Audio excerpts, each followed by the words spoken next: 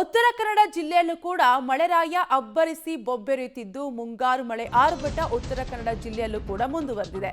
ಉತ್ತರ ಕನ್ನಡ ಜಿಲ್ಲೆಯಲ್ಲಿ ವರುಣಾರ್ಭಟ ಮುಂದುವರೆದಿದೆ. ದೇವಿಮನೆ ಘಟ್ಟದಲ್ಲಿ ಗುಡ್ಡ ಕುಸಿತವಾಗಿರುವಂತಹ ಘಟನೆ ನಡೆದಿದೆ. ಈ ಹಿಂದೆ ಕೂಡ ಗುಡ್ಡ ಕುಸಿತವಾಗಿತ್ತು, ಮತ್ತೆ ಗುಡ್ಡ ಕುಸಿತವಾಗಿದ್ದು ವಾಹನ ಸಂಚಾರ ಸಂಪೂರ್ಣವಾಗಿ ಬಂದ್ ಆಗಿದೆ.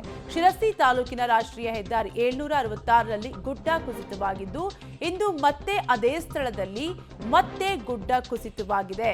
ಹೆದ್ದಾರಿ ಮೇಲೆ ಬಿದ್ದಿರುವ ಕಲ್ಲು ಮತ್ತು ಮರಗಳು ಹೀಗಾಗಿ ವಾಹನ ಸವಾರರು ಪರದಾಡುವಂತಾಗಿದೆ.